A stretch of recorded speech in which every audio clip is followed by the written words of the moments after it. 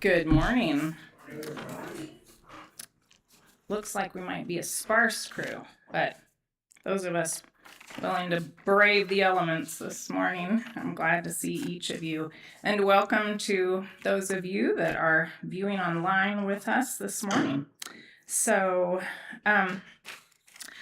for announcements for this week, we have the book group will be meeting tomorrow morning at 9:30. I think all of our committees, well, most of our committees, I'll say, are meeting this week. M&C is Monday evening at 6. Trustees are Wednesday evening at 6. And Finance and Stewardship is Thursday evening at 6:30. So if you're a part of one of those committees, please try to attend or let your clerk know if you're not able to. Also on Wednesday this week, Bill Clendenning is going to be starting up a new Bible study, and it will be Wednesday evening here. Are you going to be in the Drake room? Yes. All right, in the Drake room, but he's going to be offering it on Zoom. So if you're out of town or don't like to drive at night or whatever and would like to still attend by Zoom, you can contact Bill, and he has the link for that. I think I have the link for it in the office too, but between us, we'll try to help you if you'd like to join in that way. We're in the process of updating our church directory and putting out a new copy as soon as we're able to for this year. And there's a clipboard on the table in the foyer that has like last year's copy with some changes and updates. And if you could look at it and look at your entry, make sure it's correct, and maybe initial it, that would be helpful for us. So, and our Change for Change this month is going to Cubs Den, which makes lunches on Fridays for some kids who have food insecurity to be able to take home for the weekend. And if you want to know more about that ministry and outreach, Bill Hale participates, and does Karen Raber also? Karen does. Okay, so we might drag one of them up some Sunday to talk a little bit more about their experience and why they appreciate that outreach group. So let's see. Thought I had something else, but I can't think what that is right now. So if you are able, please stand, and we're going to sing hymn number 117, We Are God's People.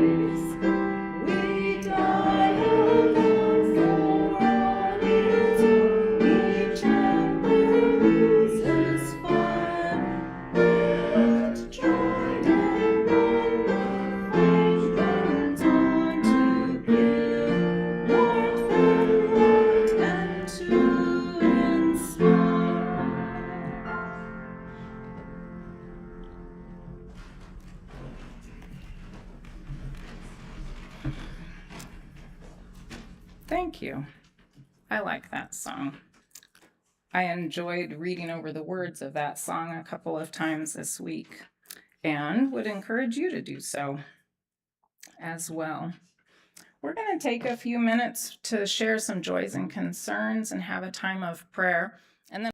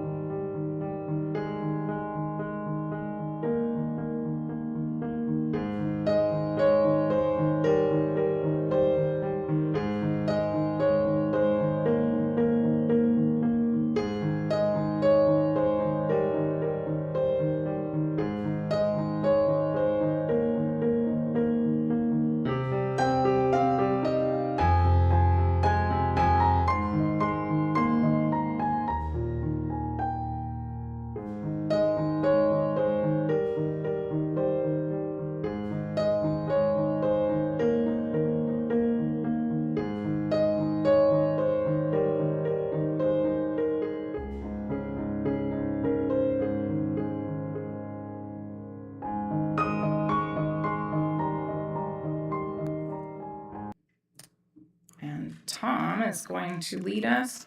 I don't know if you want to speak from up here or from another location. So.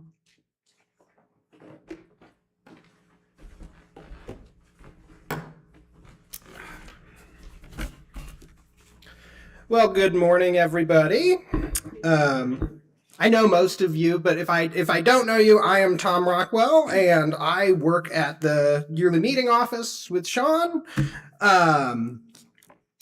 And just to give a sense of why I am the one who's helping you with this, I'm a pastor. I'm a denominational official, like I said, with Sean. I'm a trained interim minister, which really focuses in on helping organizations deal with change. And I just personally am very interested in helping churches deal with some of the really massive changes that we're experiencing. As you will find out as I present a little bit, pretty much every church in the United States is experiencing fairly large-scale decline. So this is not unique to what Plainfield is experiencing. And combating that decline and finding new faithful ways of being the church in our communities is probably my primary interest in life. So I really appreciate that you are all willing to change what you are normally doing, give up a normal Sunday morning and try something different.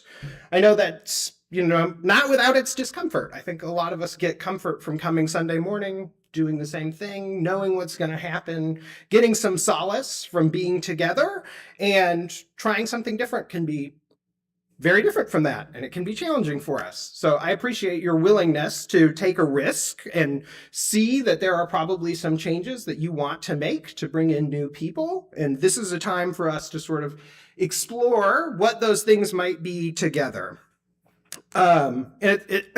It's fully my intention here that this will be interactive. So that will be especially different for a lot of our Sunday mornings. If you want to jump in with a question, a thought, a concern at any point, you are welcome to.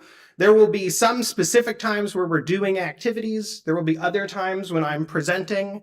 You're welcome to jump in at any of those points. I did a sermon via Zoom last month here to talk a little bit about change. And after this session, we're going to do 2 more sessions. This will probably be the most presenty of the sessions, and the other ones will be even more interactive. When I spoke here in January, I talked about 3 sort of models of change that happen in the Bible. And I just want to give you a little bit of a short overview, very short overview of that. Again, just to remind you that change is a very natural part of our life. It's unavoidable. And God is present with us in that and has given us many examples of how those changes happen in our lives as a reminder that we are encouraged to continue doing that. So the first example is the story of the Israelites leaving Egypt, going into the desert with Moses, with God protecting them. And in that story, repeatedly, the people of Israel who had suffered so much in Egypt, who were in slavery, in bondage, say over and over again, oh, let's just go back. This is too hard.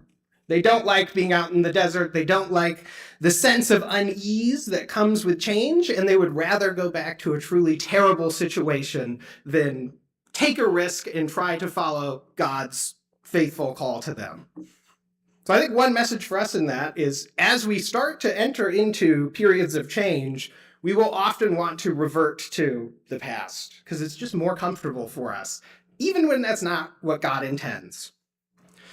The second model is the model of Christ, which is one that seems fairly obvious to me, one of sacrifice and one where the expectations of the people are not exactly met. They're not met in the ways that the people think.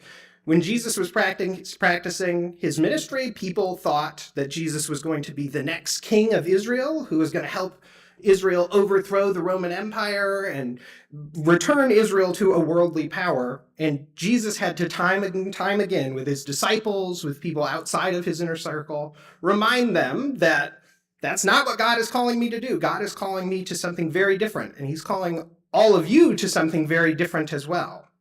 So the reminder there, I think, is one, God is calling us to new, different things, and that in the model of Christ, for all of us, that will involve some death, giving up some things, letting go of some things to find new life. The final model is the Pauline model that we hear in the letters of the New Testament that are all about how the early church came together.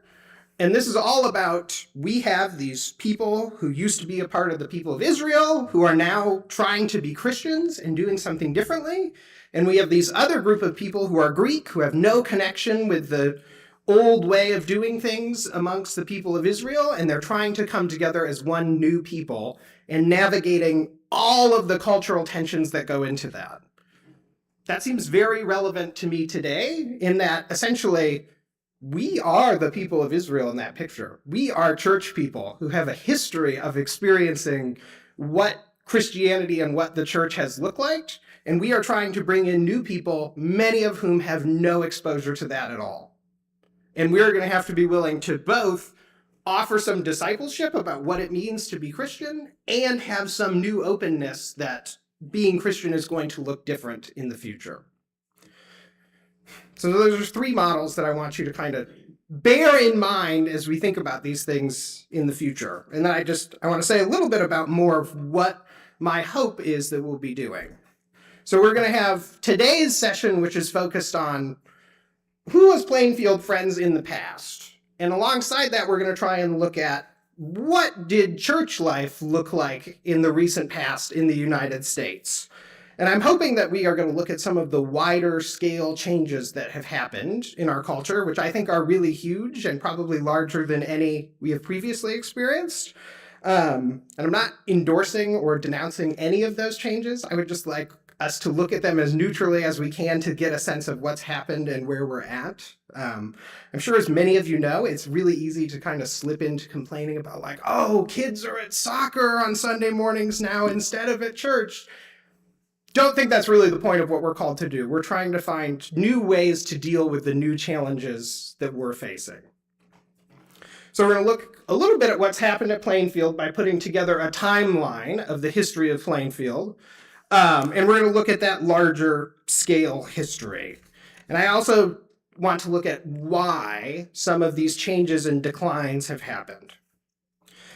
The next week, the next month, we're going to look at who we are now. That one will be much more interactive and really talk about how do we communicate, what do we do, different ways of looking at who the congregation is right now. And then in the future, as a part of that, who are we right now, we're also going to learn about the beliefs of people who are looking for churches right now and try to figure out how can we change some of the things that we do so that they appeal to what people are looking for right now.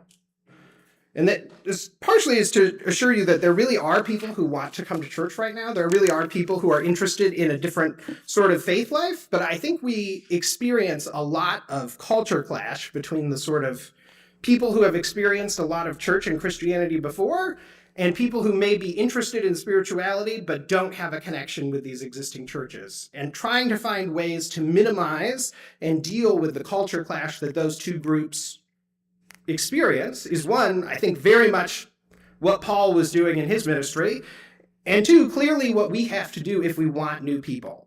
And I'm pretty sure everybody here wants new people, wants to have a thriving church, wants to see new life in a type of community that offers an alternative way of living from the world. So then in the final session, we'll be looking at sort of the future of the church and what changes you need to make to be able to address that kind of culture clash that's going on. So, Bill, do I just hit forward and it's gonna... Fancy. Okay, so I've done our little welcome, and now we're going to talk a little bit about just some of the changes in the religious landscape of the United States. And what I'm talking about here is just the scale of the actual decline that we have experienced. And at the end of this, I will have some of the statistics that Bill was nice enough to gather for me about the decline that's happened at Plainfield, which you will see is actually quite similar to the larger scale decline that other types of religious groups have experienced. And then from those changes in religious landscape, we're going to do the timeline activity where we're going to put some of your thoughts and memories and images of Plainfield up here to try and get a sense of Plainfield's history for everyone. And then we are going to talk about some of the trends that have caused decline in United States religious life. Okay. So affiliation with religious groups is sort of the first thing here, and we've seen really massive decline. The lost generation is the generation that comes right before the greatest generation. There are not a ton of folks left from that group, but they have a sort of 60% affiliation with a religious group. So 60% of them say they're a part of some sort of religious organization. That has actually declined in the last few years. Every generation's rate of affiliation has declined with some of the changes we're going to talk about later. But as you can see, Gen Z is only at 20% religious affiliation. So it's a really massive drop from the oldest generation among us to the youngest who are old enough to fully make those decisions for themselves. And there was historically a trend within the United States where people would start out as a generation being less religious, and then they would get more religious as they got older, and that has stopped. So that has come to an end essentially for all generations. The aging leading to more religiosity is gone in the United States. We'll hear several reasons of why. And that split between the lost generation and baby boomers and the younger generations like Gen Z really kicks off in the 1990s. There's a lot of decline that happens earlier than that among religious attendance and affiliation, but the giant split is in the 90s, and it's Gen X, it's millennials, it's Gen Z and younger who are just rapidly declining in their religious affiliation. We see very similar numbers with attendance. In 1972, 60% of the lost generation and greatest generation regularly attended services. Of the four youngest generations in 2021, we're down to 25%.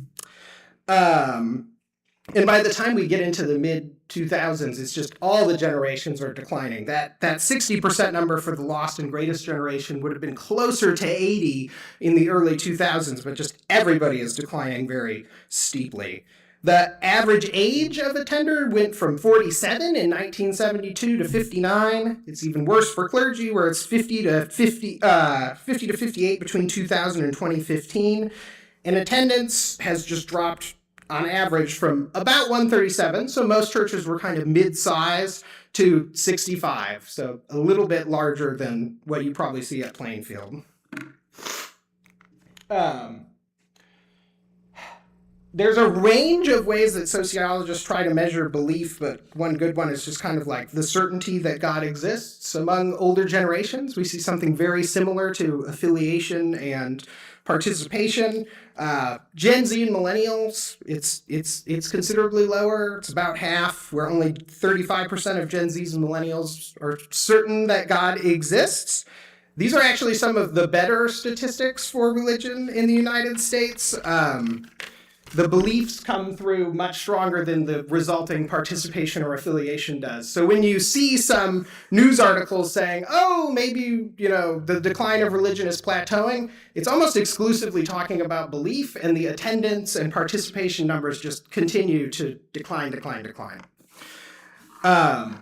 And as a part of that, being not religious has become much more acceptable and normal in our society. In 1991, 6.3% of people identified as non-religious. It's shooting up to 30% today. It's much higher among 18 to 29-year-olds, where it's almost 44%. And we also see this similar trend of people who are saying they're spiritual, they have religious interests, but they do not participate in religious society or practice as a community in any way. Here are the decline among mainline churches. So these were the churches that never took too extreme of a position on anything, fairly middle of the road theologically, politically. They used to have people from both sides of the aisle. They were often sort of the Main Street country club church of the community, and they've just seen massive decline that starts even earlier than some of the later decline for groups like ours. Since 1960, basically all of these groups, as you can see, huge numbers of decline, up to 80%. Wait, can you go back on 6? What does the percentage mean? That is how much their membership has declined since 1961. So for the Disciples of Christ, they've lost 80% of their membership since 1961.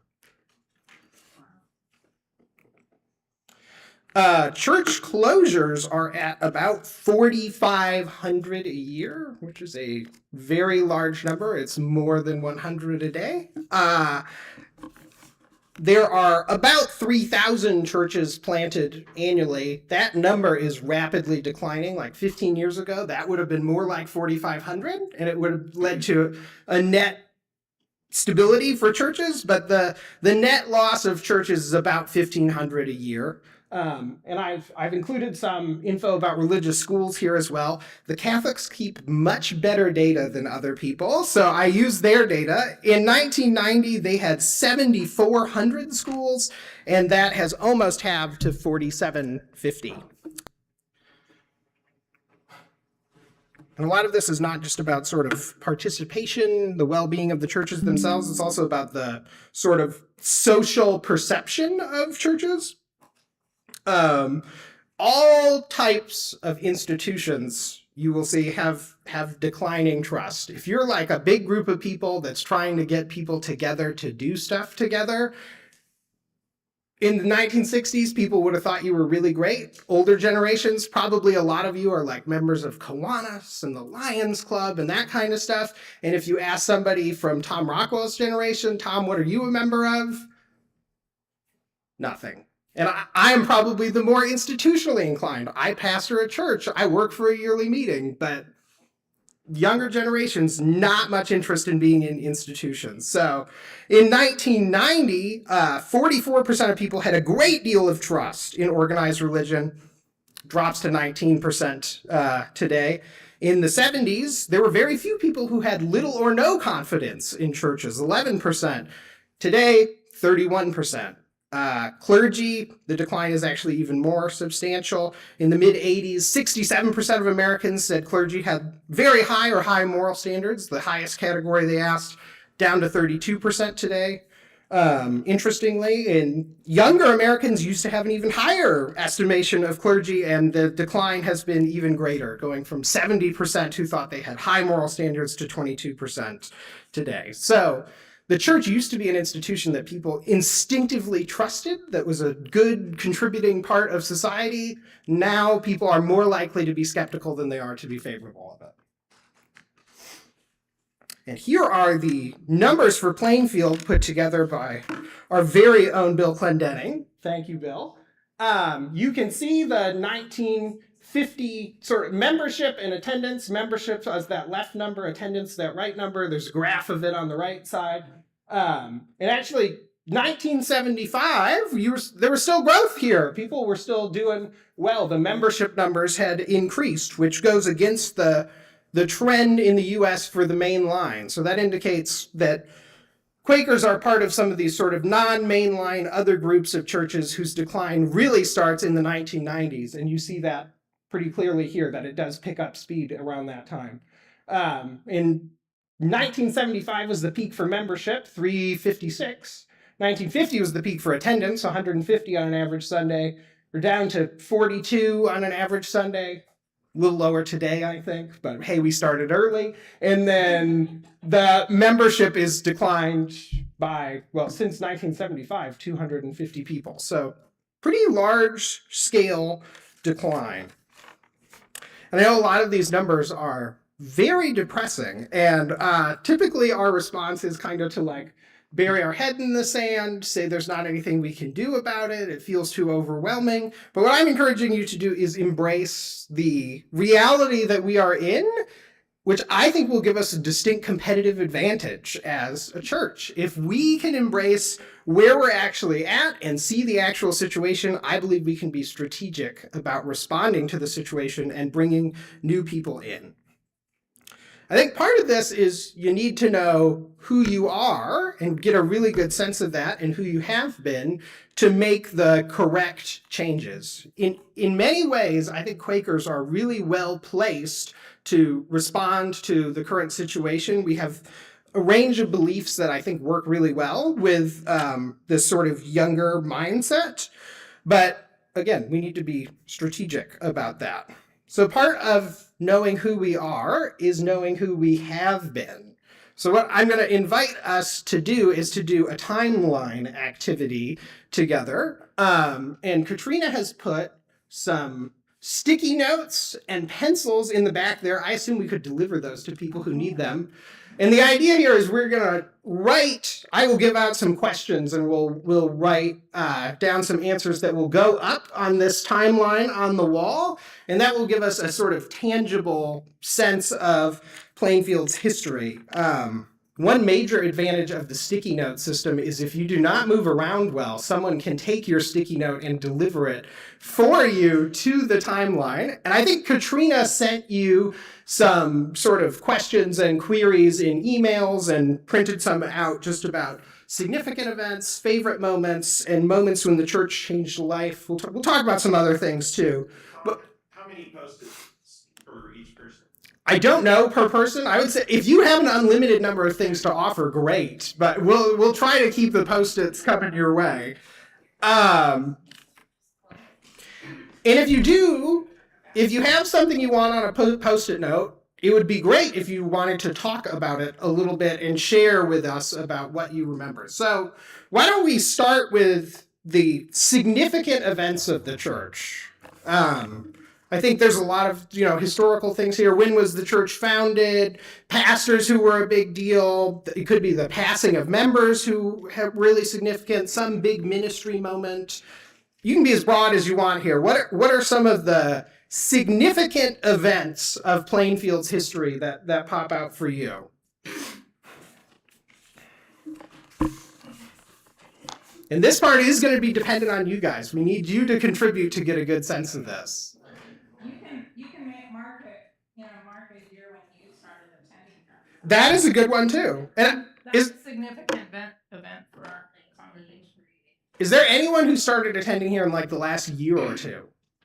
Yeah, okay, new member. Okay, excellent. So I've done this activity with a lot of churches, and I think you have a lot to offer here. It feels like a weird space in a way, but people are going to share some of what they've experienced, and you bring a new lens to those things. You have a different way of viewing it. When we're in communities of people, we sort of amalgamate our experiences in some ways and start to see them as a group. New folks who come in can help us see that differently. So be good listeners here and hear what people say. And I think later in the process, it will inform your ability to contribute. But I'll encourage you to contribute anything you have now. So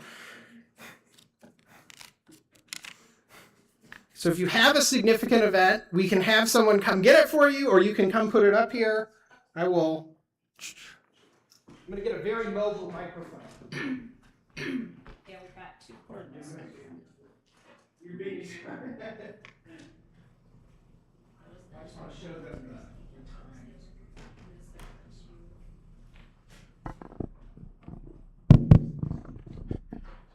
So the church was founded in 1851, and we've got that farthest date here, and this sort of quarter just takes us up to 1900. This next sort of quarter takes us up to 1951, 100 years of history, and then we start to get a little more space. Here we get to 2000, so this is a 50-year period, and this is to today, to 2026. So what significant moments are people thinking of? Well, I wasn't here for this one, but very significant. This area, the kennel room and the Sunday school classes. Am I wrong? The Sunday school and the kennel room and the Sunday school classes were added in 1950.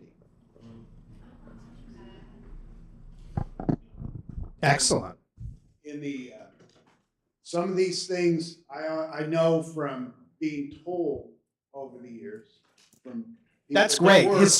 people that were here for. If Wayne was here, we would have someone from 1850 to add things. But since we don't have Wayne today, we will. He might know some of our history, but he was not here. Yes.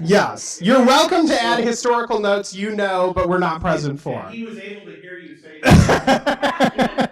In the early 60s, so I've been told, the Hope Presbyterian Church, before they built their building, attended services with us.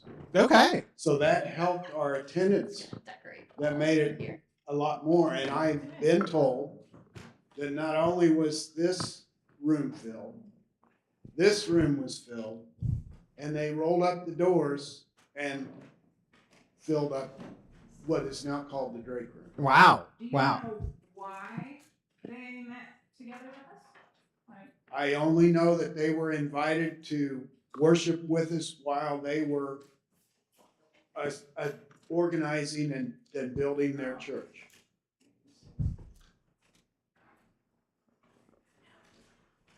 You got another one? Well, I got a lot of different things. I don't know which ones. Keep reading whatever you've got, and then you can put them up, and we can hear from some more folks. So, the first pastor that I remember personally is Marlon Dawson, and he was in the early 60s. And then we had, I believe the next one was Herbert Kimball. And then my grandfather, Russell Reese, after he retired from Mooresville, was an interim pastor here before Jim Wilson. There's more from that, but there was, and this may have been the 40s or 50s, I don't know. It's been talked about a lot among people that were here during that time. Chester Drake, who this room is named after, had an orchestra that played. And actually, Max Newman, who I spoke of earlier, was one of the people that played in that orchestra. So, I guess one dark moment that I need to touch on, 1969. Well, it was dark for our family for a different reason. But in the schools here in Plainfield, the Vietnam War was going on. Several of the teachers decided to wear black armbands in memoriam. It was done all across the nation, but those teachers then were dismissed. And there was a lot of sentiment within our church on both sides. Very strong sentiment on both sides. And it actually is probably the reason that Herbert Kimball ended up leaving. He was a great believer in the peace testimony. And our family, we weren't really necessarily here for a lot of that because our mother was passing away. So one of the things when I started being a part of ministry and council, I remember at one time, we were very concerned because our attendance was starting to drop below 120 a week. So that's been a while. Yes. And I'll stop there for now. Wow, those were all great. Thank you for sharing those. And a lot of details for like what things were like, how it felt. That is very helpful. Well, we've got several folks putting on starting attending. That's great. COVID and live streaming in 2020. That was, I'm sure, very trying for many of you. Does anyone want to speak at all to that one? Brenda, I think you put it up here. But Yeah. Phil ran off. I don't know if I can. After he had a work call earlier, so. Yeah, so we just commented that in 2020 when, of course, COVID happened and life changed for everyone. I have to laugh. I started cleaning here January of 2020, and then the pandemic hit in March. Nothing like starting a cleaning job when everyone's concerned about germs and everything. So that was a little stressful, but yeah, we had to kind of pivot because we knew that we were going to be closed for at least a couple of weeks. We had no idea. We were only closed maybe 6 to 8 weeks. We actually came back pretty quick. So, but we decided to start filming a short sermon, and I came in with my Nikon little point and shoot camera and filmed Kathy in her office, Kathy Harris at the time. And she had just started in September of 2019. So we were all learning together. And we put it on a YouTube channel that Phil helped create. And then from there, when we came back, Bill Quindenning started live streaming the services. So I think maybe for a little bit we recorded them and then posted them. I'm not exactly sure, but and of course we've changed camera and updated systems since then. But that was definitely a new way for us to connect with people that couldn't make it or aren't healthy enough to come in or have moved farther away. So traveling, things like that. So that was a good way for us to connect with people, and that definitely changed. I know we reach people that may have never even attended here, but they're connected with someone within our congregation that has brought them to us or brought us to them. So that was definitely, I think, a big moment in our history for us or whatever, as far as recently. So I'd be curious, Brenda, what traditions or activities never started back up again after that? oh, that's a good question. I'm trying to think I of. know the pork chop dinner died at some point. So around COVID, obviously that was another part of COVID was Quaker Day Festival. We had to, because of the county board of health, we had to kind of pivot as to how we were doing things. We painted arrows on the sidewalks to circle. They wanted everyone to go in a distinct path through the yard. It was all bizarre, but we've lived and learned a little bit since then.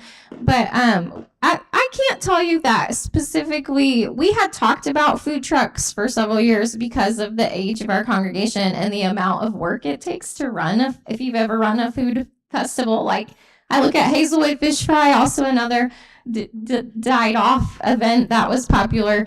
But it takes massive amounts of people and labor to make those things come off. So we were talking about food trucks, but we weren't sold on it. And then, after when I think we did have Quaker Day every year. I don't think we ever canceled it, but we opted to get, yeah, we've had it every year, even with the pandemic, because it's an outdoor event. So we were able to hire or find food trucks instead of us doing the dinner. So at that point, that kind of went away or whatever. So, but in some ways, it was about the pandemic at the time, but it was also a discussion of the labor. It's very intensive. So flipping those pork chops, but we do miss that. I miss the lamb burgers myself. So I still dream about those. People on Quaker Days, can I ask? Yeah. Are they serving food demonstrations? Right. We fed hundreds of people on Quaker Days. And I think part of that was Larry Ryan getting married and moving up north. Yeah. And he was our source of lamb burgers and pork chops, I think. So. Or at least the lamb burgers. He was the lamb burgers, yeah. The pork chops, I did. Jim Gibson. And had done that. The pork chops were originally We're getting a pork chop history here, everyone. The pork chops, I believe, were originally part of Dean Turner's contribution. He was a pork farmer. He and Carolyn made sure that we had something special to serve. When we converted into Quaker Days from what originated as the church mouse sale. Oh. Sorry. One other thing that I think we gave away during the pandemic, we no longer say an offertory prayer. So no direct offering or offertory. Do any of you very seasoned folks remember other things that got kind of left behind in COVID? Choir reduced, okay. You want to say more? No, okay. Kitchen meals greatly reduced. Yeah. And as Brenda said, thinking about COVID as an example of change. There were some ways during COVID where you adapted very successfully, started recording a message, started doing things differently, reached some new people. There were also some parts of that change where there were things you just had to let go of. Not necessarily a bad thing. You just didn't have the labor, energy to do those things, but some change that just had to happen.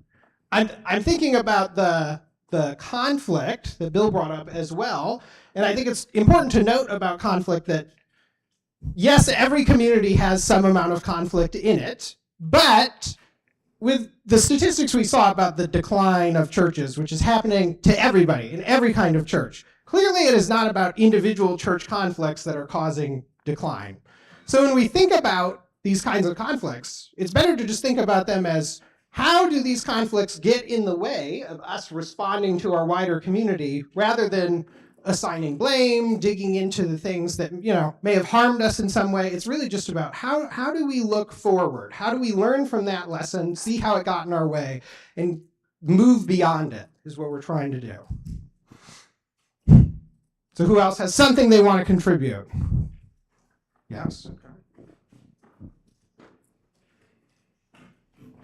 I probably don't need this thing.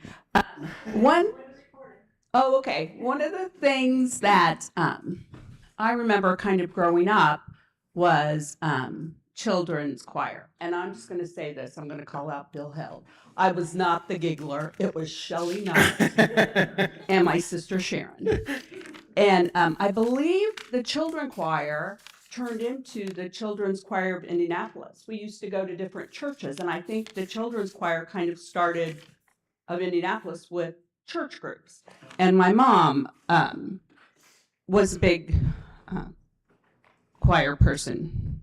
And then also, Susie will remember this, playing softball and baseball.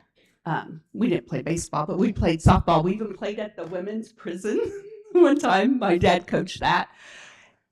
And Laura played, yes, I remember. And we combined with Center Friends, I think, when we didn't have enough people. No, were you on Fair Beds? Yeah. Yeah.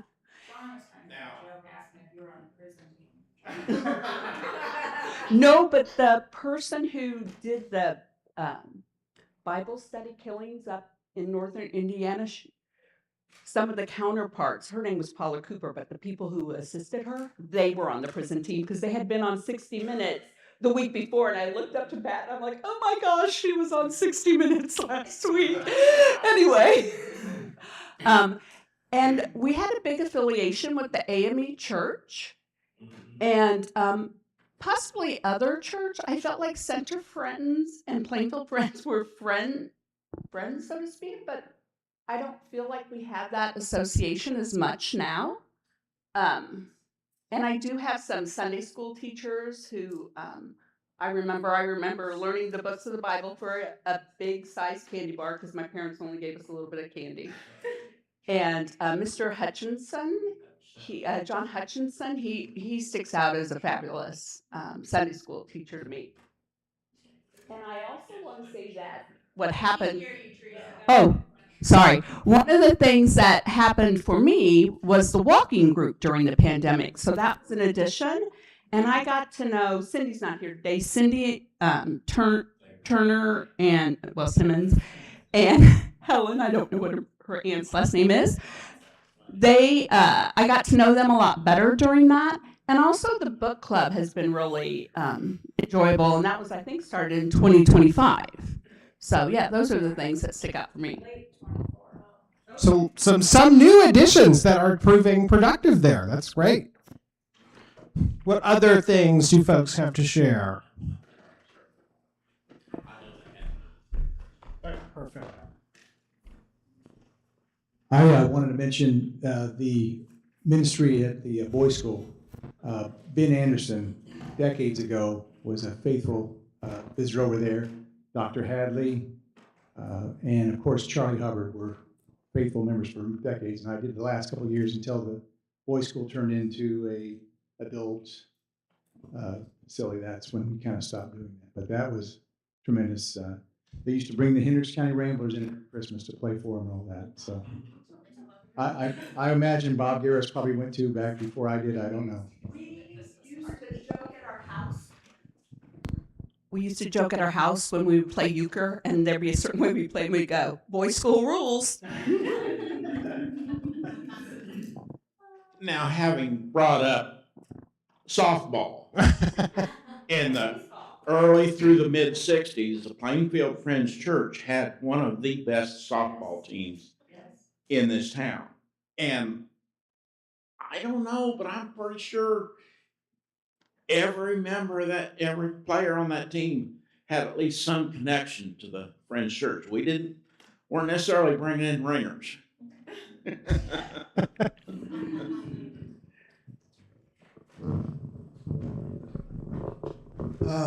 I'm not certain of the year, but I believe it was the early 70s. I think it's quite significant when Bob Garris became superintendent of the yearly meeting, and he and his family became members of our church. Elsie led the junior choir, and yes, I've teased Teresa that she was one of the gigglers when she was just standing near them because of her sister. And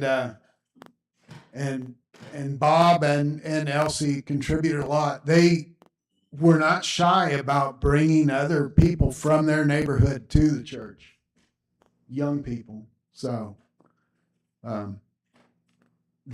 his leadership of the yearly meeting at the time was quite significant for all of us, all the churches of the meeting. A seismic change that happened long before any of us were born. Little history here. In the 1870s, the people that gathered for meeting they were gathering in the yearly meeting room when it included the whole building. They were gathering with the men on one side, the women on the other side, and waiting in quiet worship. But some people in the meeting got an infection from the revival that was sweeping the country, the great revival after the Civil War. And some of them, especially the young people, started attending some of the prayer meetings and revival meetings that their friends went to, and came back to their parents and said, why don't we do something like that, singing and praying and having a different kind of meeting instead of sitting around in quiet waiting. And actually, they didn't insist on changing what happened on Sunday morning at first. They said, could we have something else? And the leadership of the meeting said, no, that's not who we are. And through the 70s, the tension over this built. Plainfield was the center of that tension. The Plainfield meeting was pretty much the center of that conflict. And in the yearly meeting of 1876, it all came to a boil. And there were some resolutions and a fight over who was going to be the clerk of the yearly meeting. And the traditionalists, those friends who were holding on to meeting in quiet waiting, lost. And so they left the meeting, formed their own meeting at Conservative Yearly Meeting Indiana, which stayed around for a long time.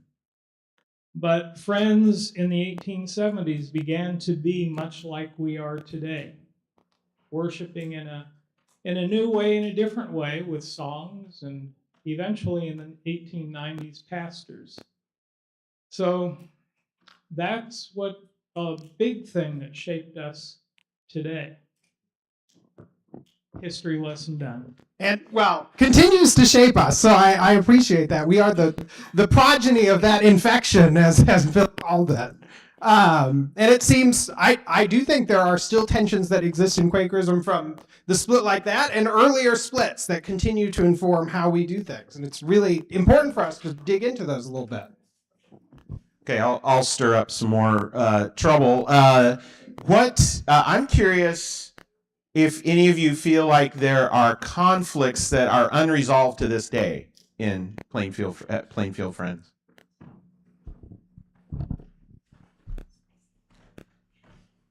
Now, somewhere 1960. Hold on, let's get a mic for you. Yeah.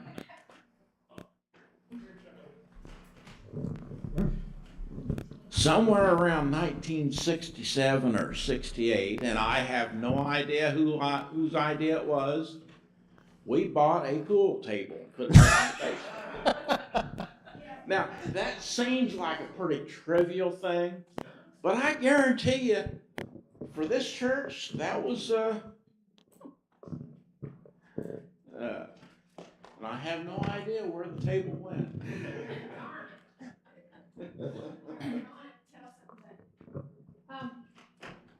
It just dawned on me that back when I was in high school, which was from 65 to 69, we had a very active Sunday school class, lots of people there, taught by Tom Newland. And our youth group was also very active, and they were headed up by Diana and Jerry Wilson. And I was telling Jay, it was mostly because there were a lot of really attractive boys that came there.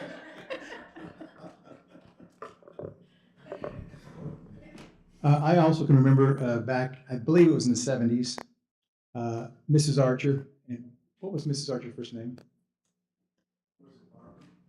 I'm not sure, but she was, if not the founder, was the one that started Meals on Wheels in Plainfield. She was very, very active in that. And I'm sorry, I can't remember her first name.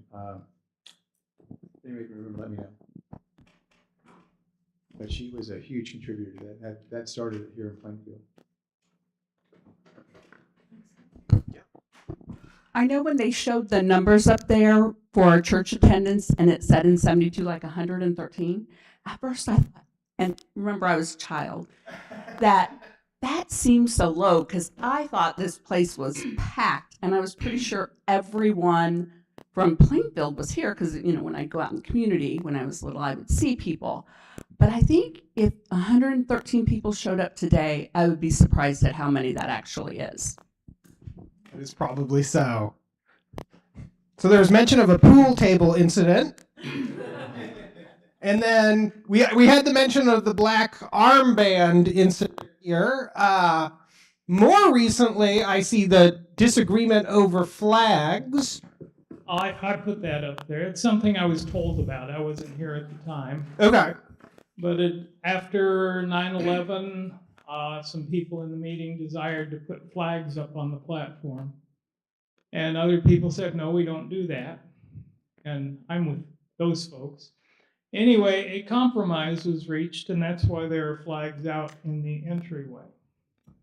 It feels Will like I have home. More information. Feels like home because my church growing up had the exact same conflict and solution.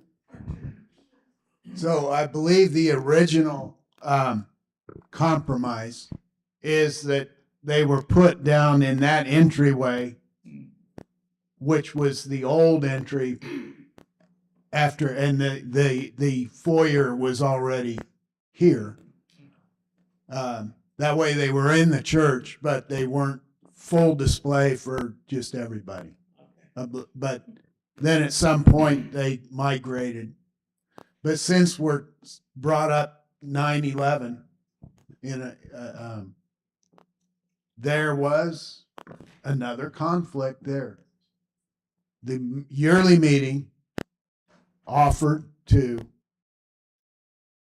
provide sanctuary to a Muslim family if they felt threatened. They hadn't been, but they thought that it was very possible that they were going to feel threatened. At that time, tensions were quite high.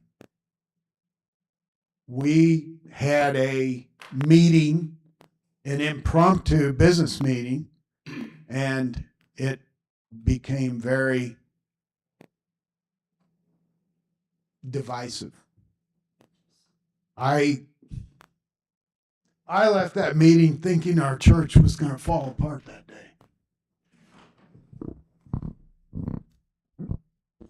Another significant conflict was around 2010.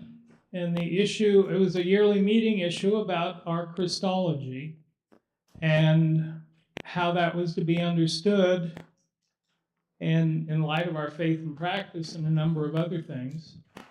And the concern that there was leadership that rejected some of our basic Christology. And some people said, well, should they continue in leadership in the yearly meeting? And it was a heated debate. I ended up in the middle of it. And that's the way things work. But what happened was the yearly meeting did not act on the desire of those people. And this meeting lost a number of significant people because of that. And that's quite recent. So I imagine there are, active hurts and people who are still very much living who are not a part of the community because of that. So that one, I have to imagine, especially since as a yearly meeting employee, I hear about it not infrequently, is still somewhat lively for folks. So like there's history here where this stuff is still carrying forward. Are there other conflicts? Those last two both kind of involve the yearly meeting, and friends are not, hopefully not isolated to their monthly meetings. Are there other ones where the sort of interplay between yearly meeting and monthly meeting has had an effect here at Plainfield? It's okay if there's only two. We can say that's plenty. I just wanted to say I don't have a conflict necessarily to bring up, but I think growing up here in Plainfield as a member of Plainfield Friends is very different than growing up as a member of like Bloomfield or a member of Paoli, because we are so interconnected with the yearly meeting. Like our superintendents have attended here off and on. You see staff more frequently when you're in the area or in the building. And so we have a completely probably different relationship than a lot of monthly meetings have, because we are so intertwined, whether or not we want to be. But it's a question sometimes, do you want to start, do you want to get involved with that or not is, another question. And so it's a little bit different for us. I think that we do feel the weight of those decisions maybe a little bit more than some that are on the outskirts because of our location, our physical and staffing connection or whatever. Amy works for both offices now, so we just have a different relationship altogether than a lot of meetings. So that is an excellent insight, Brenda. Thank you for sharing that.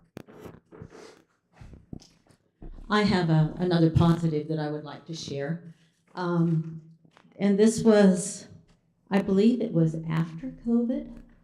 I don't know.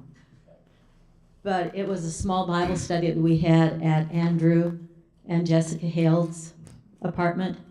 There was an intergenerational. That was when? 2000. Pre-COVID, 2017, yeah. And that was really special. It was intergenerational.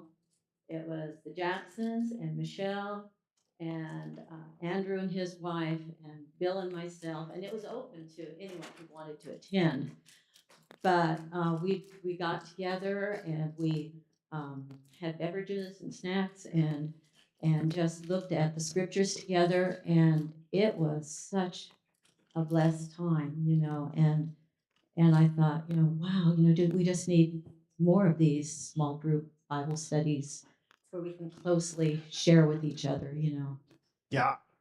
And a lot of the things that people have described as life-giving are towards that smaller group kind of, even if it's a softball game, which is slightly different than an intimate Bible study, but a lot of life coming from those sorts of things.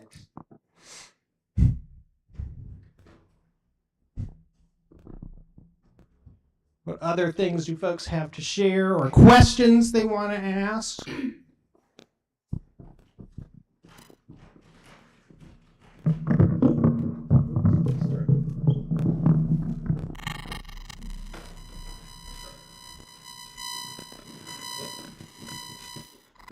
I'm a newcomer around here relatively.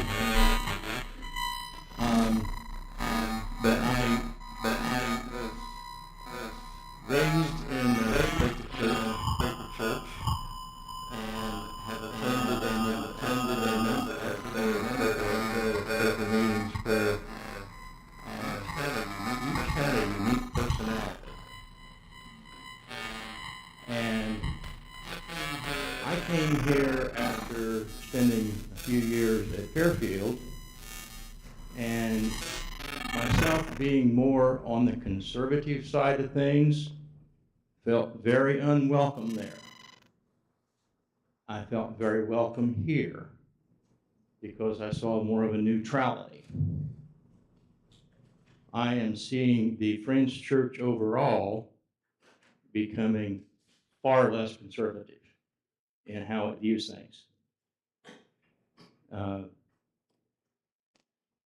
My grandfather, who obviously had a very different perspective on the world as what we have today, is remembered as saying he did not understand how a good Quaker could be a good Quaker and a Democrat at the same time. Now that has shaped some of my thinking. But I feel some tension because I am not in the middle. I'm more to one side. Now that is an issue I think that this whole country has to grapple with, not just individual meetings. That's very true, though I think we all hope that Quakers will have some unique contribution to how we deal with that tension. It's clear that that tension is everywhere. I hope that's evident to you. And hopefully, if we become more lively and experience some level of renewal, we have some sort of answer to those questions about division. I really appreciate your sharing about that. I think it's important to really look at how things are standing. Now, it was very interesting in my mind growing up in the Plainfield school system, and especially getting into junior high and high school, because you had the Plainfield Quakers. And very few of the kids you actually went to school with had any idea what a Quaker was. And it was while I was in high school, we changed the emblem from a traditional Quaker to a fighting Quaker. I don't know how I feel about that. On one hand, I kind of like the idea of a fighting Quaker because it was more of an imposing figure than the traditional kid in the black Quaker hat. But that was just always interesting. Well, I'm a Quaker. But most of the kids I went to school with had little or no knowledge of what Quakers were.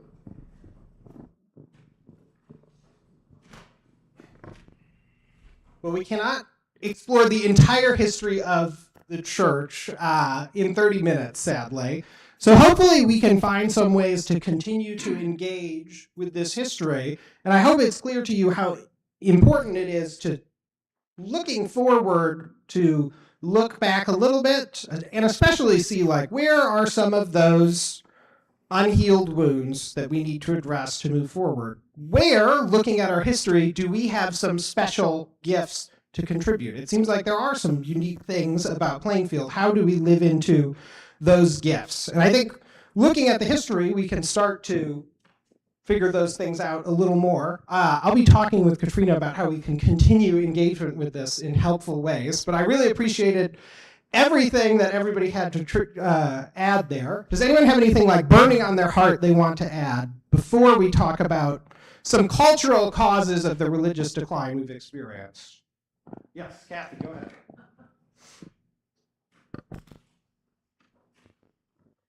Yeah, I'm a Quaker from about 5 years old to present. Started in California and with a lot of the Southern California friends there, and had some amazing experiences there.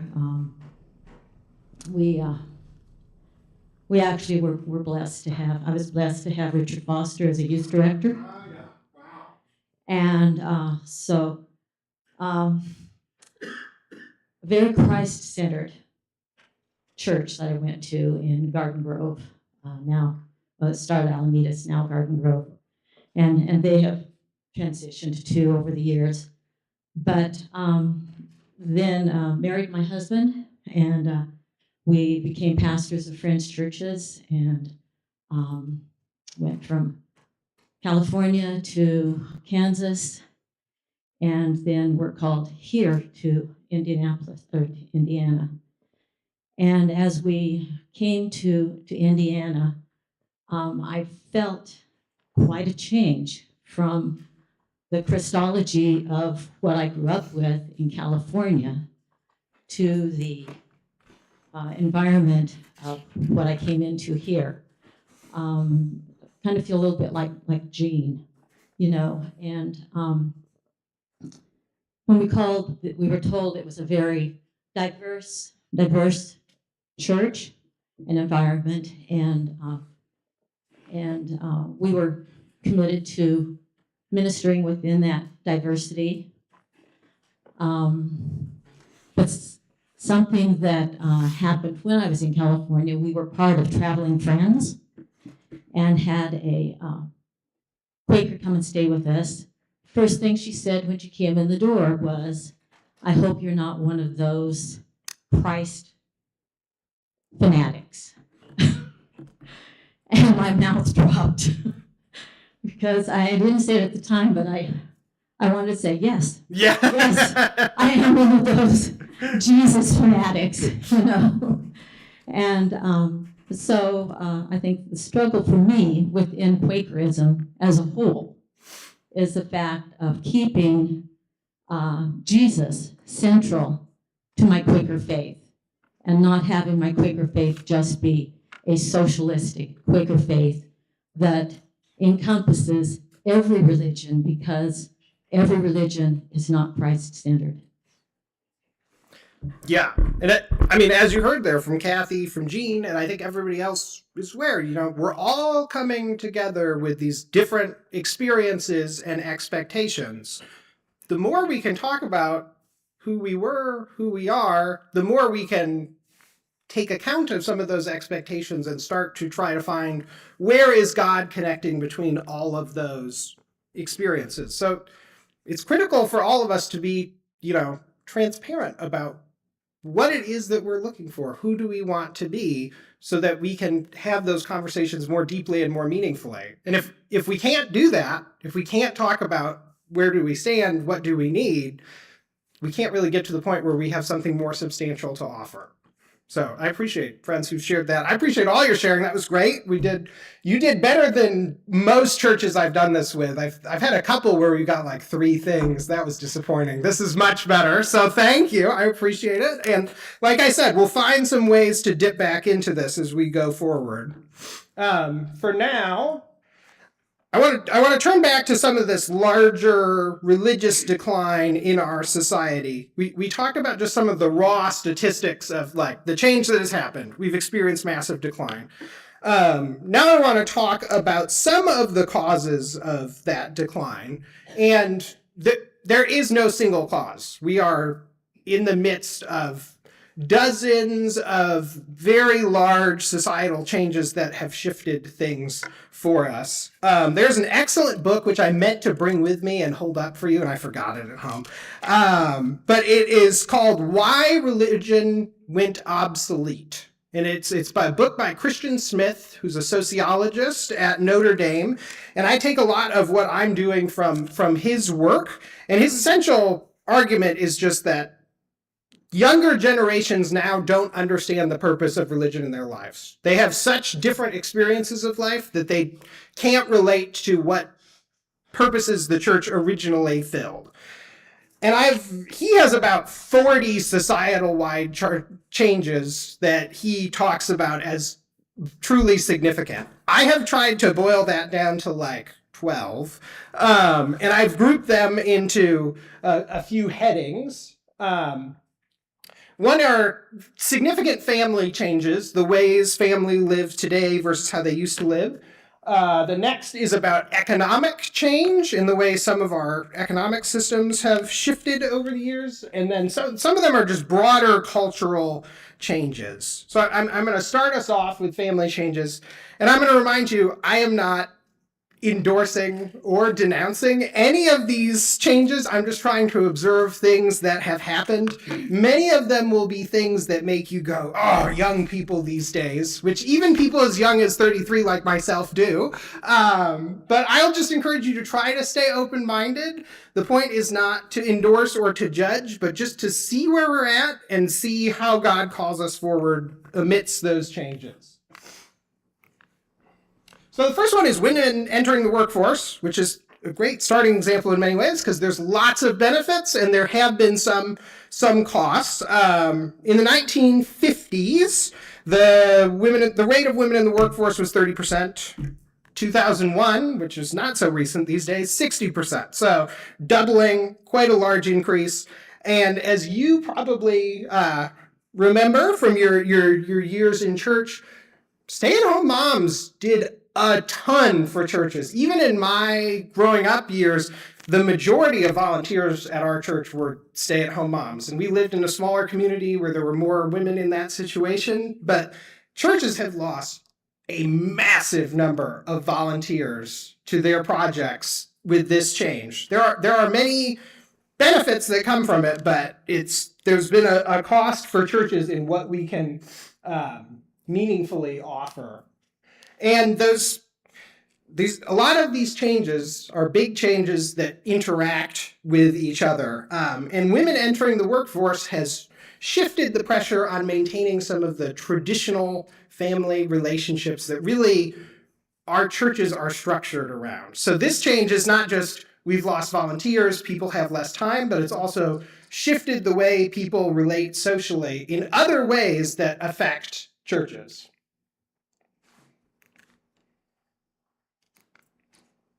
Oh, it's being difficult on me. Point back here.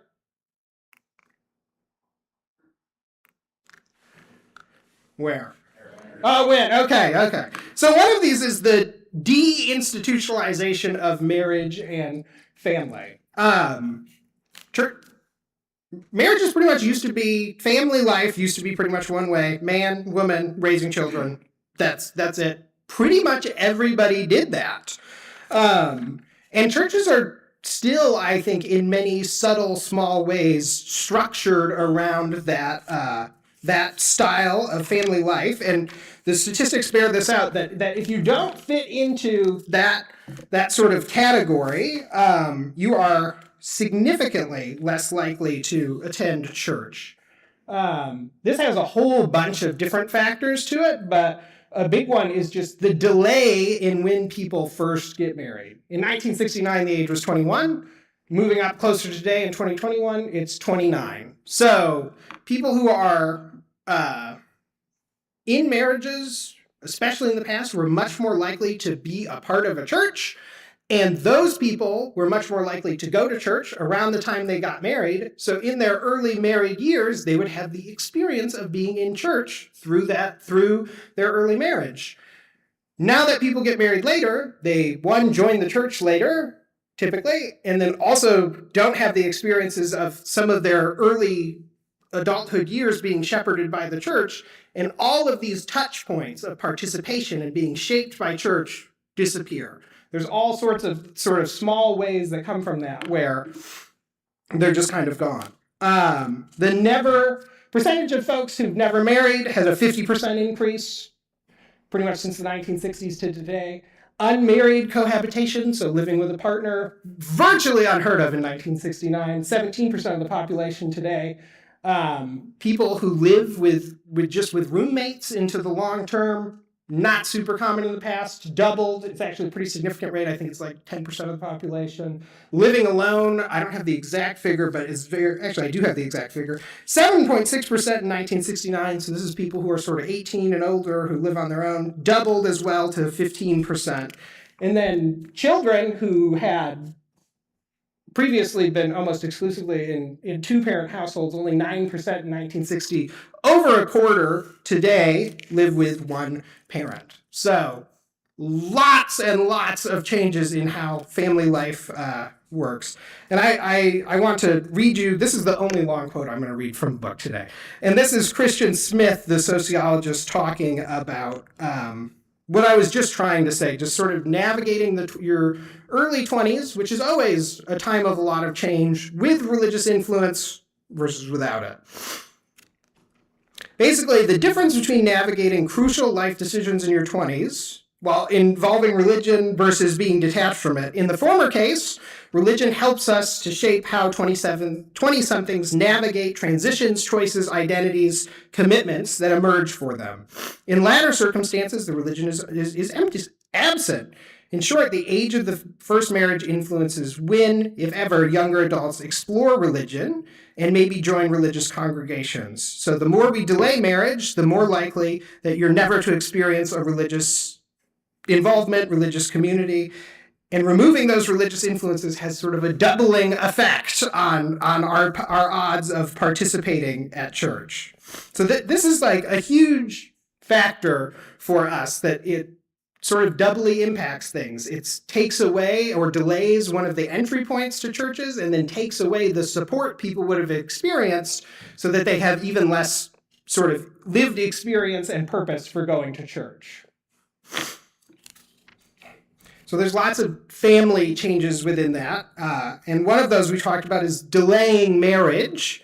Another one that is probably familiar to you is this idea of emerging adulthood. The sociological idea and theories around it may not be familiar, but I'm sure you all know people for whom you will see this trend. And that's basically that I'm sure for many of you, you were an adult at 18 and you were going to college or you were getting a job and get out of the house, you need to go do something. That is no longer the case.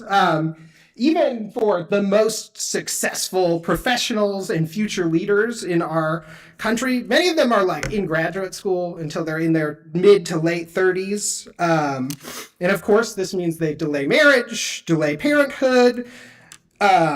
There's a lot, as we'll hear more here. There are no more sort of lifelong careers. Many of you will remember times where you went, I know, being from Michigan, the image was the car plant. You could go get a job fresh out of high school, work there your whole life, get all the money you need. It was very stable. Those things are basically gone. And the 20s now, your 20s as an age are definitely a time of experimentation leading into making those real big life decisions rather than something that happens at 18.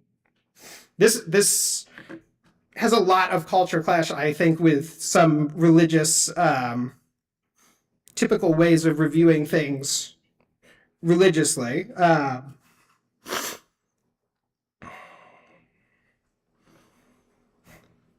My notes are screwing me up here. I'm too loose on myself. Okay.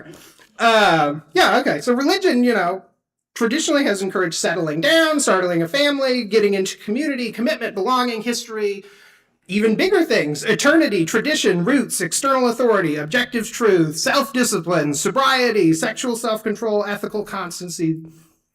These are not the things that people are experiencing in their 20s anymore. The 20s is a time to experiment with different things. As we will hear, tradition means much less. Settling down feels impossible. These are not the types of experiences that young people have anymore, where there's an immediate dose of responsibility and jumping into community life. Rather, they spend a protracted time kind of on their own, not doing community life. And that makes the idea of coming to something like church totally foreign to them. For the people who do settle down and have kids, which is a much smaller number than it used to be. Parenting is very different. I'm in the midst of this myself. I have a 3-year-old and 3 stepchildren. The previous model, probably many of you experienced, was just keep your kids safe, keep them well fed, make sure they get to school. Probably you recall, if you are an older person, your mom being like, okay, go outside. This is enough. You need to be outside. And you might have gone out, even like me. I was in one of the last generations of this. Go out on my own at like 7 years old for 3 hours and just wander. And that was totally normal. That is unthinkable to most young parents today. Typically, we are expected to be very actively monitoring our kids. Even I was rebuked by a high school teacher for allowing my 15-year-old stepson to walk 2 blocks to his middle school. So the level of expectation for some folks, that is not everybody. Many of you went, because that's ridiculous, obviously. But there is a competing cultural trend that I think is largely dominant now, that parents are expected to heavily monitor their kids. They're expected to provide learning experiences sort of beyond school. Probably, Brenda, you probably gave your kids a bunch of early learning books. We have those early reading books. Aggie was 2 when she got her first early reading book. How could she ever survive without that? Higher involvement with school, more activities for your kids, competitive sports, play dates with the right kind of crowd, explosions of books on how to parent, mommy blogs, all those kinds of different things. And all of these things crowd out time that you would have had for church in the past. And you would have looked to the church for some of the resources that parents are seeking out in other places. But there's such a competition for time between 2 parents working, between intensive parenting, between the fact that people have delayed the start of their lives, that it's a very different expectation for churches now and what we have to offer. So these were, my new notes didn't get in here. That's okay. So these are the family changes again. Women enter into the workforce, deinstitutionalization of marriage, rise of emerging adulthood, and the rise of intensive parenting. And I think the results of those are that people are way busier. There's no more free time, especially for stay-at-home moms. That's virtually gone.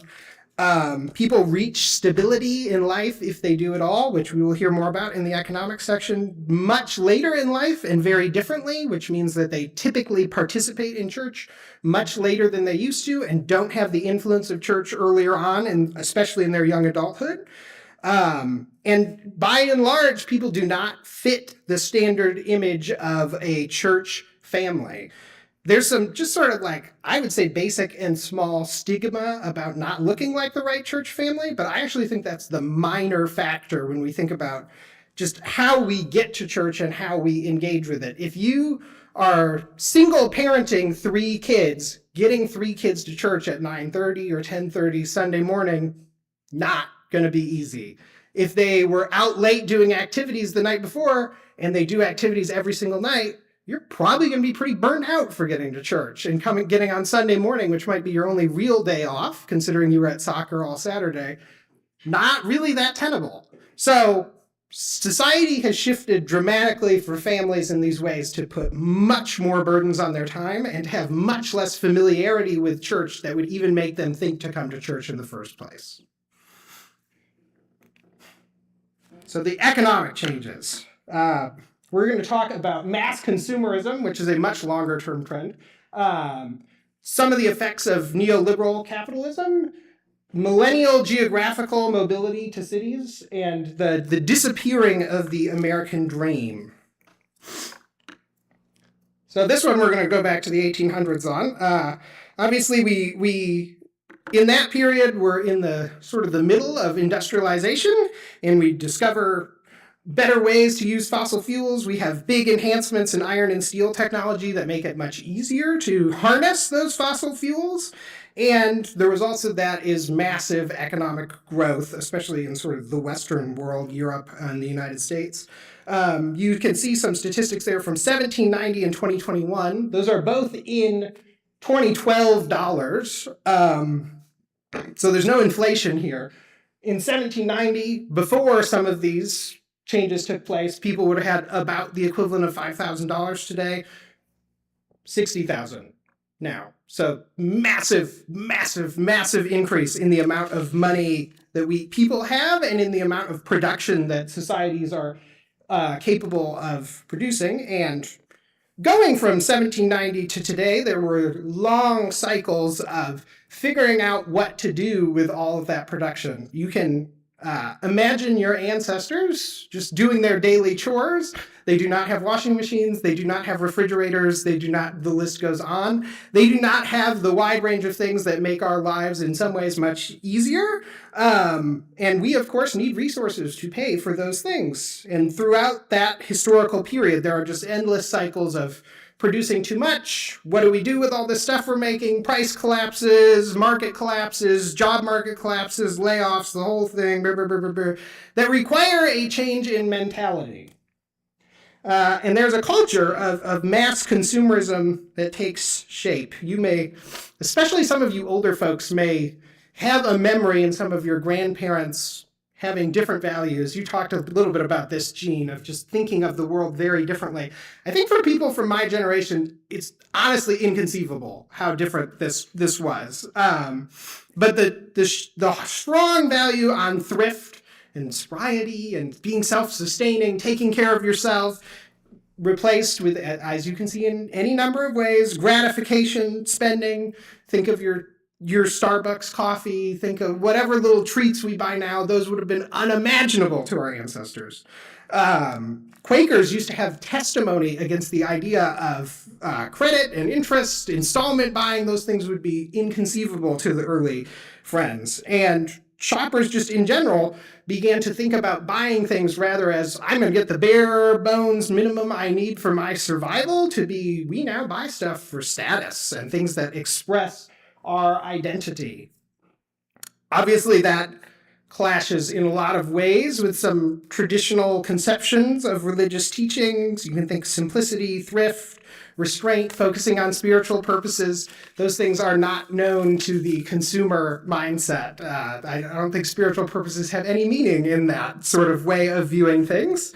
And that's the way of viewing things that most people experience today. So when you hear something in the Bible that, strikes a very different tone, give away all of your things, those kinds of things, it's totally, totally foreign in a way. It's much more foreign than it would have been even to people in the past.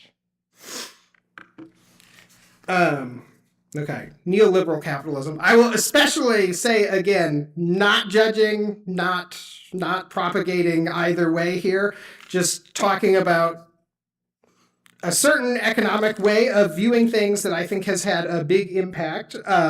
So think of Ronald Reagan, think of Margaret Thatcher in the UK. And these are some of the changes that have sort of been wrought by some of the economic systems they introduced. So for Reagan and Thatcher, it was all about introducing dynamism into the economy. We had become too rigid in the ways that we controlled the economy. We need to introduce things that make it much more dynamic, that let things flow more fluidly. The government should take less role. There shouldn't be as much interference in the economy.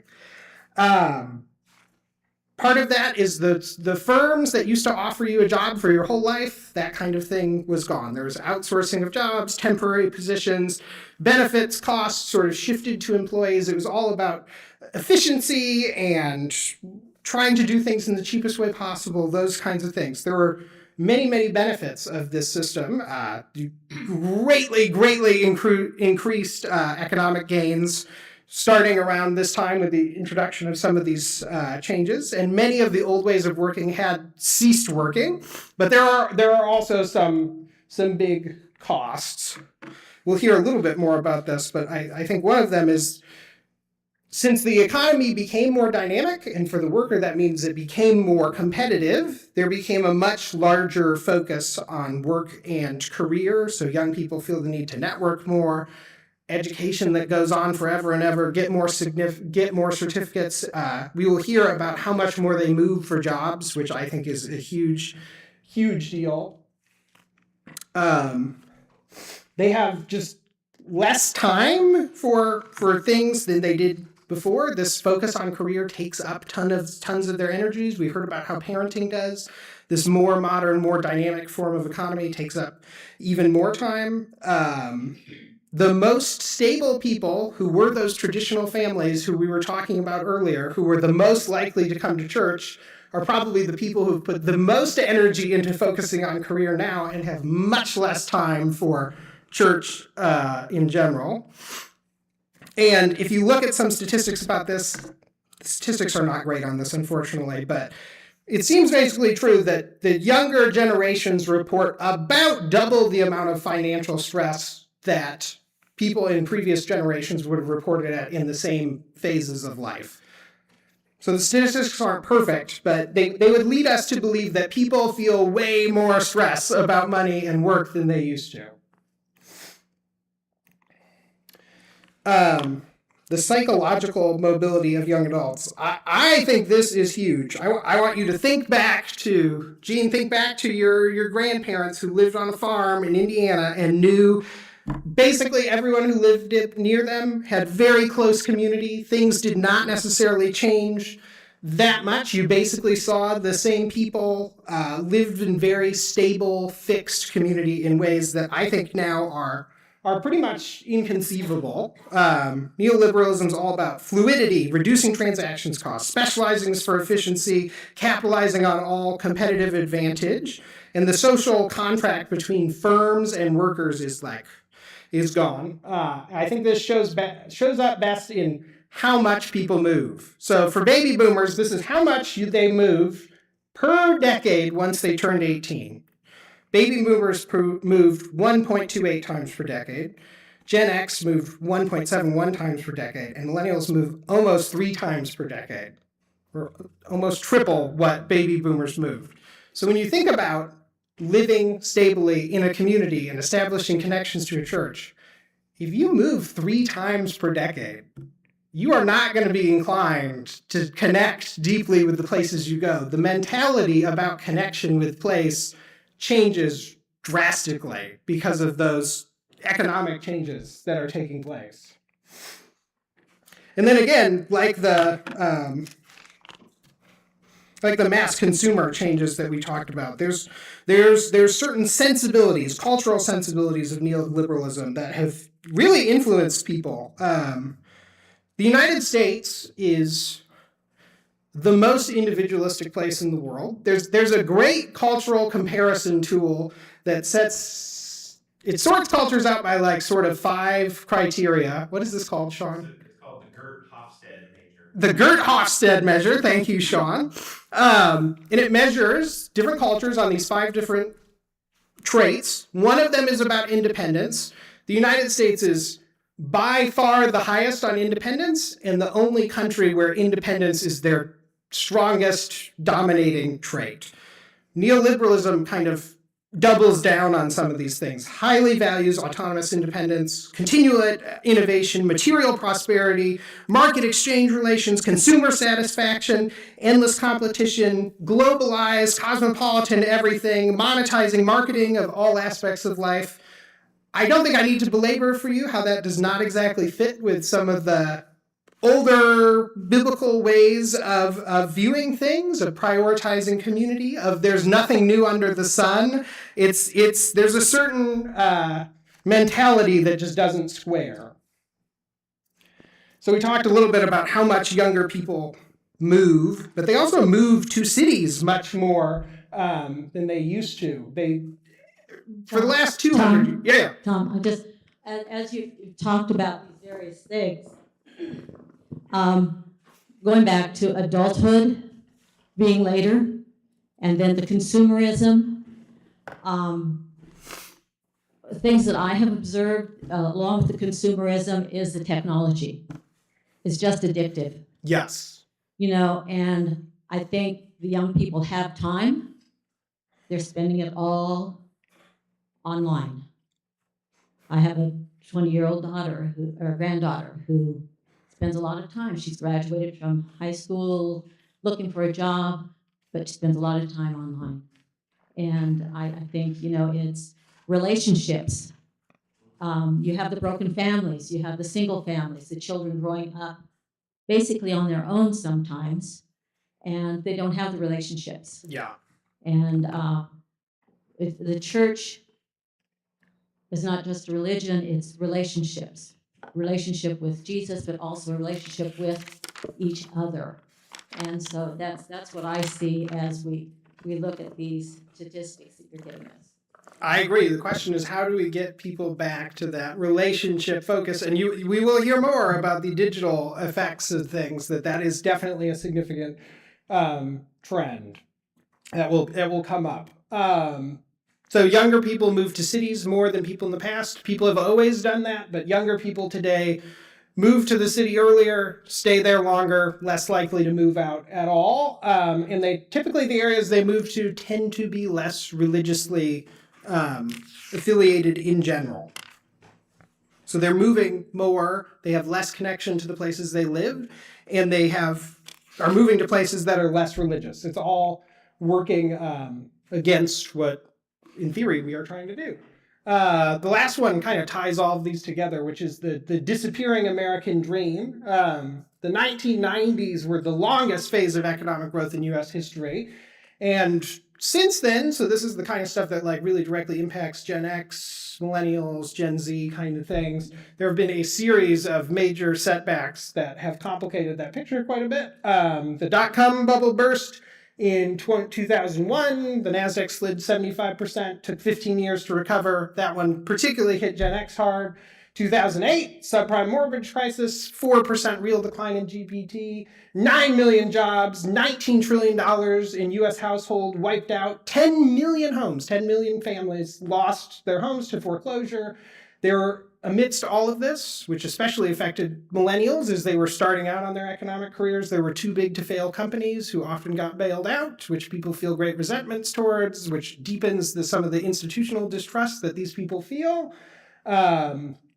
There was massive increases in student debt. Many of you older folks may never have really had much student debt. Very normal to carry very large amounts for people dealing with this subprime mortgage crisis. Leading into COVID, which was obviously challenging for pretty much everybody. And by 2023, only 13% of millennials strongly agree with the idea that their chances of having it as good as the previous generation.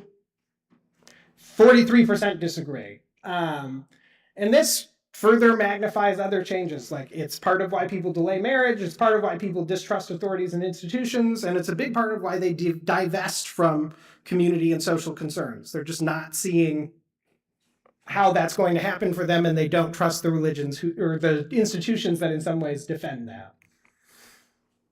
So some of the consequences of this are just, again, general busyness, general instability, much less connection to organic place, and just less of a sense of hope in general, and much less trust for institutions like churches. Okay, so the last grouping is cultural changes. I'm going to have to fly through this one for you. But declining participation in institutions, membership organizations, the digital revolution, as Kathy was talking about, totally different world. The materialist to post-materialist culture shift, intensifying expressive individualism, which I actually think is the biggest thing, and pop postmodernism. So here are, again, this is like the mainline decline kind of thing. Here are some of the statistics for membership losses for what membership organizations. Churches are there in the middle at 25%. Shockingly, even sports groups have a loss of 5%, which I'm very surprised by. But at the top, you see other types of groups, fraternal organizations, veterans groups, all those just massive decline. People are much less likely to participate in virtually any kind of large-scale civic organization. The digital revolution, what Kathy was referring to, here's just two quotes from two studies. There's a gazillion of these out there, but essentially internet use is associated with decreased probability of participating in church, correlates with being an atheist, being religiously unaffiliated, all sorts of things. Digital revolution is huge. I mean, many of our ancestors would have felt very connected if they saw a weekly newspaper. You get the equivalent of a weekly newspaper bombarding you before you get out of bed in the morning if you pick up your phone. There's a whole bunch of sub traits to this. Kathy, number one, just what you were saying, time suck. It's just constant bombardment of things that people are sucking their time into. It's given us access to new and very different kinds of online communities, different access points that would have been unimaginable to people before the internet revolution. It's exposed some of the dark side of religion, where it's much easier to get accusations about bad things about religion out into the ether, so people see more of that. They also just see way more information and from different types of sources and places, so it's overwhelming amount of content. It offers new realms for people who have doubts and questions about things to get different kinds of answers. It connects people who are raising those questions, sort of dissidents, and gives them much easier connections for doing some of the work they're doing. It's, as I'm sure anyone who's spent time around someone with a phone recognizes, that we have shorter attention spans, so sitting through a 30, 45-minute sermon, probably not the top of your list. Overstimulation with the amount of content that you're facing. All sorts of info that's all conflicting that leads to increasing eroding trust. And it just shifts dramatically the way younger people think about relating. Older folks probably still think about an institutional form of relationship, and it's the way our churches are structured, where there's not necessarily a top-down model, but like there's clear people who are in charge. This is who you go to if you want to take care of this. This is the way these things happen. And young people, in part because of the digital revolution, are used to a sort of networked model where there's lots of different access points to lots of different things and different connections to other people. There's much less clear authority structures. It's a totally different way of thinking about the world.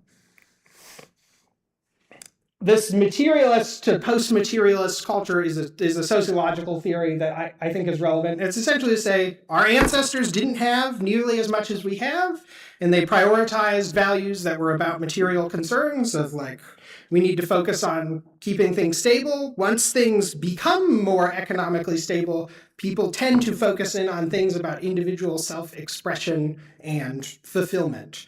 People are, as we will hear, this will especially come up the next time we gather, and I think it's important to keep in mind, people are much more interested in self-expression and self-fulfillment than they were in the past. It's an enormous change, which is what this one is about. Intensifying expressive individualism. Essentially, young people relate, all generations now relate, in a way older generations would not, to the idea of having a true self that they're trying to express.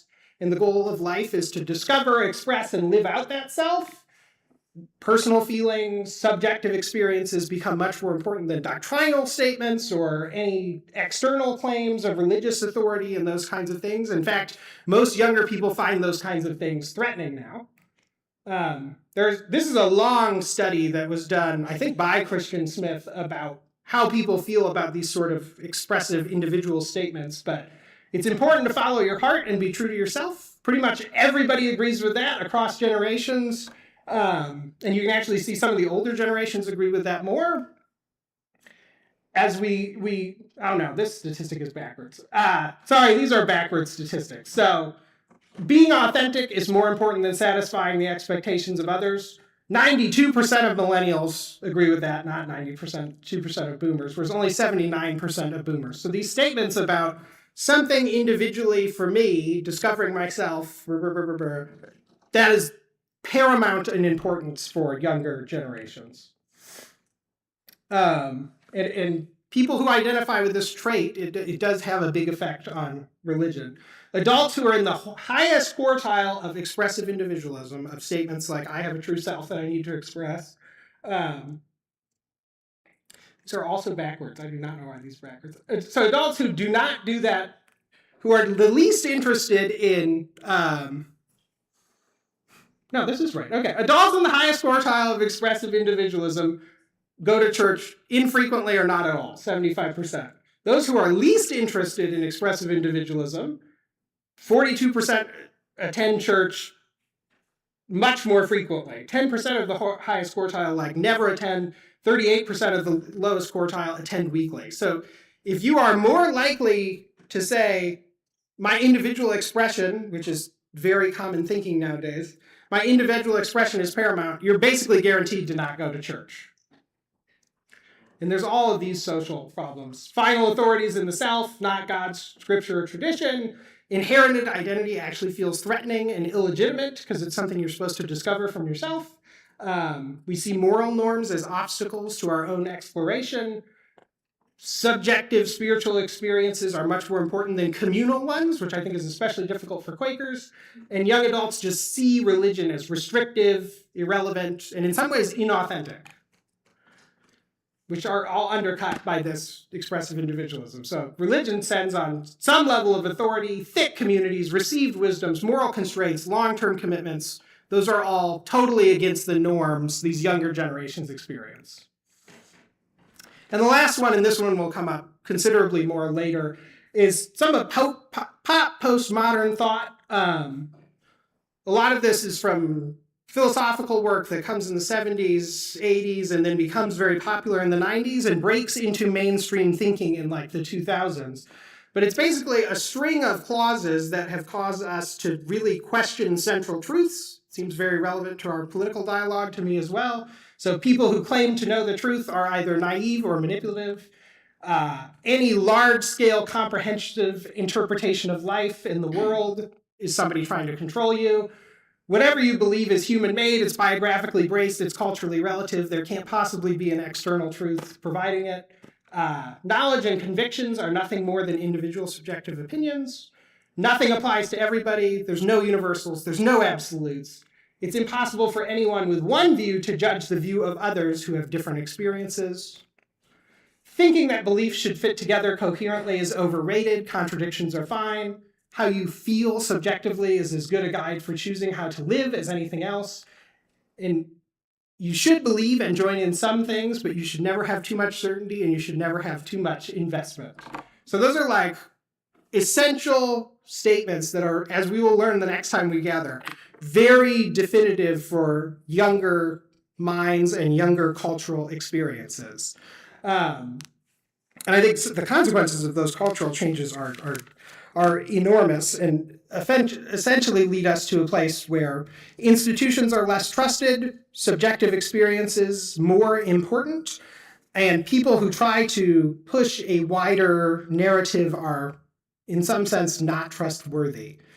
I think it should be clear to you that how that impacts churches who used to often in the past had a specific message that was very wide-ranging about how the world was created, about how the world was redeemed. Taking that out into their communities is now sometimes felt as threatening to younger people in a way that it would not conceivably have been to older generations. So that's probably an overwhelming amount of content, which is partially the point. Because we've experienced totally overwhelming changes in the way that our culture operates.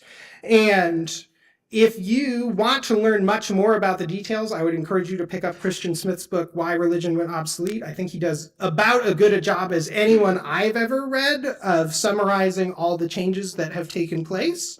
But I want to raise all of those cultural changes to give you an awareness of how different some of the people who see the world out there, how different their way of seeing the world is than seeing the world in here.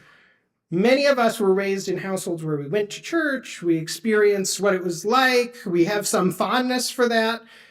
Most people on the outside have probably not spent very much time in church. They have either neutral or some very often negative experiences of church, and they're biased in lots of ways against what we're trying to offer. And their cultural expectations are very, very different from some of ours. And if we want to bring them in, and I'm sure some of you folks are probably saying, why would we want to bring them in? They sound terrible. The reality is God is calling us to bring us together. And just like in Paul's time, many of the Hebrews and the people who had had a deeper experience of Judaism were looking at these Greeks and they were saying, oh my gosh, they eat meat that's been sacrificed to idols. They don't keep the same days of worship that we do. These people are terrible. But God is calling all of us together, and we are supposed to be finding a way to live in community with one another. I think it's probably evident to you from something like this timeline, we're seeing what it's like for those communities to fall apart. where there's significantly less life, there's less people here, we have less to offer, there's less joy that comes from being together. And I think that also plays out on the wider scale in our communities. There's less communities of joy, and there's a lot less joy, and there's a lot more unhappy people and a lot more disconnected people. Probably politics, it seems to me, is not going to resolve that. And if we want to offer some kind of solution, it's on us to figure out how do we integrate these people who, as we will learn next time, are authentically seeking many of the things we have to offer. They just have very different ways of viewing some of those things. So next time we're going to talk about what Plainfield looks like now, in the shape that it's in currently, rather than looking at the past. And we're going to hear a statement of sort of widely held beliefs of young people and see how what we have to say, what that has to offer to them. And then on our final gathering, which I think will be in March, we'll have a time to think about, okay, how do we take some of these lessons and move forward in actually reaching out with folks? So how do you feel? Does anyone have anything they want to say after that? I'm sure it was an overwhelming amount of stuff for you to hear. Just one statement.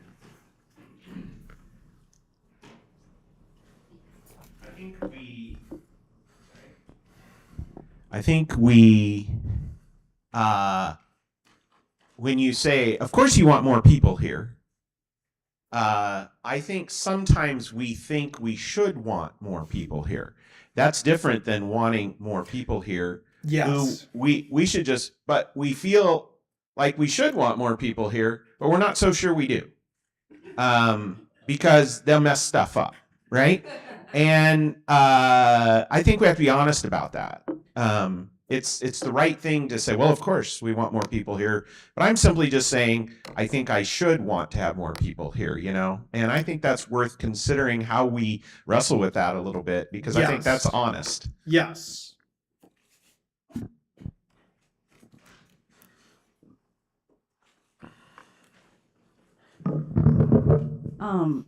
I just wanted to say that, like, some of the challenges that I think that you brought up as to why, like, younger people might not be initially drawn to a church situation are also, like, kind of what drew me to this group as well. Like, and like, I feel like the Quaker Church has a lot of things that I'm looking to grow in my life, like towards simplicity and peace and all of that stuff. So I think that it's good to remember that there's a lot to offer as well.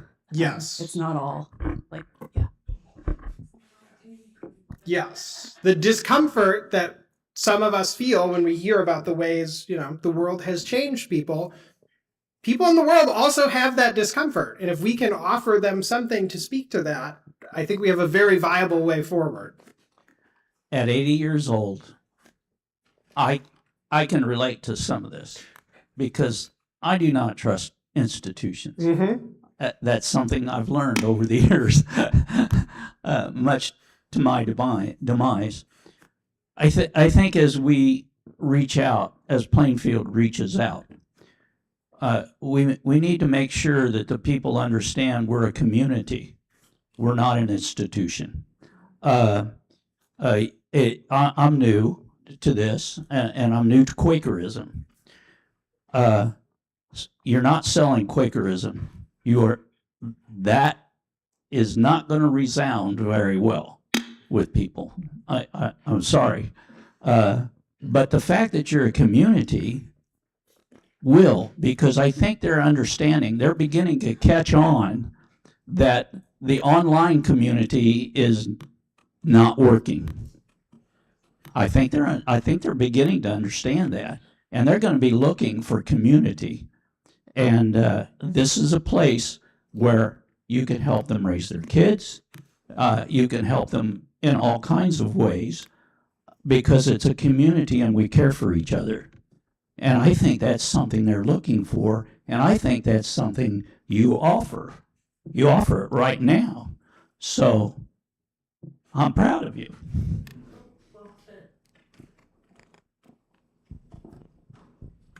Yeah, I wanted to speak to what he just said also, and previously about people. We don't want people just for people's sake. You know, we aren't just trying to fill a building. We want to care about them. We want to let them know that we don't want just another number to fill our pews, but that we care for them as individuals, and that we have something to offer them. And you know, we're willing to listen to them and share thoughts and ideas, but we do have a Savior to share, and but we accept people where they are.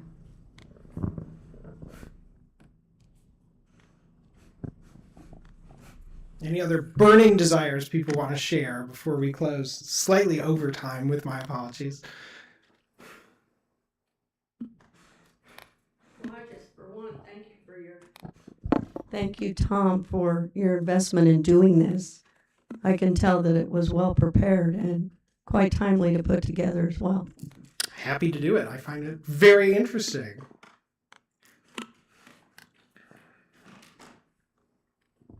You know, I will say I probably have a different perspective than a lot of people. I've worked from home since 2012, and I mentor some of the kids coming out of U of I, and these kids are very happy to stay home and let the world out. So wanting to go meet community and do all that, it is a harder job than we think it could be, because there are a lot of people, I've been surprised, who do want to just stay home. A lot of these girls were getting married very young, which surprised me, right out of college. But when I would say, hey, let's go in and meet people back at Roche, they didn't want to go. So we still have a lot of people wanting to stay home and avoid community. Yes. Okay, I'm going to turn it over to Katrina again for a closing hymn here.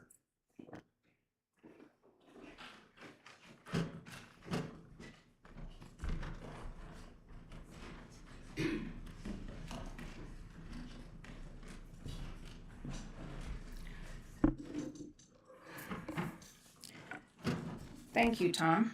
I think. I mean, yes, thank you. Let's stand together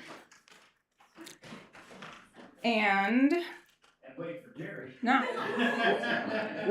we're okay waiting, and we're gonna actually pray our benediction first while Jerry gets settled, and then we're gonna sing our closing song together.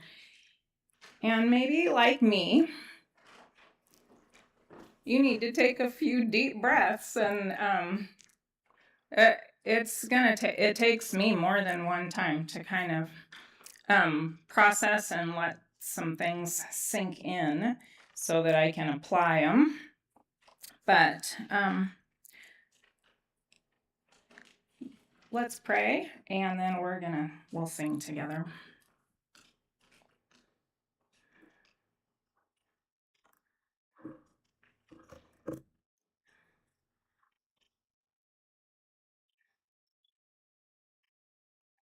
God, most of this information does feel kind of overwhelming.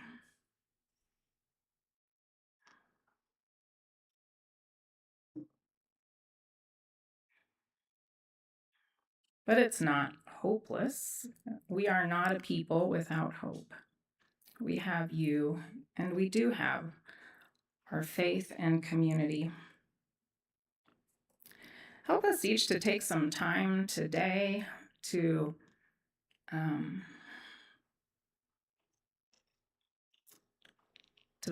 bask in that, or to reflect on times when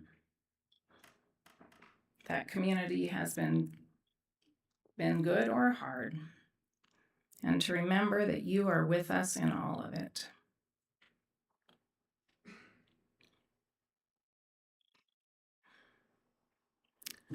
I just thank you, God, that you are not done with Plainfield Friends Church.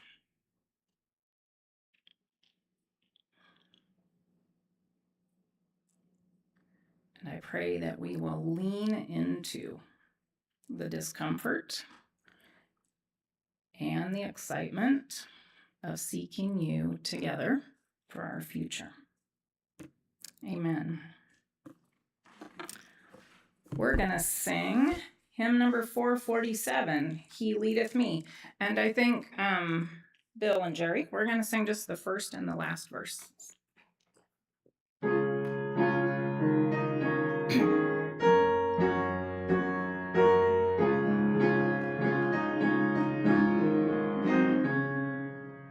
He leadeth me, O blessed thought, towards with heavenly comfort fraught.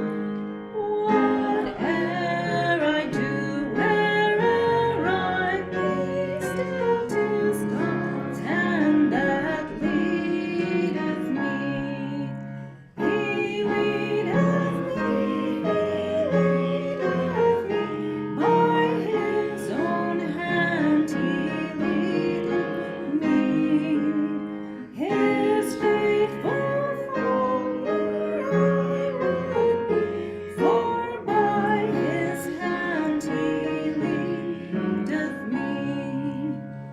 And when my task on earth is done, when by thy grace the victory's won, in death's cold wave I will not flee, since God through Jordan leadeth me. He leadeth me, by his own hand he leadeth me. His faithful follower I would be, for by his hand he leadeth me. Thank you, friends. And I'd also encourage you to feel free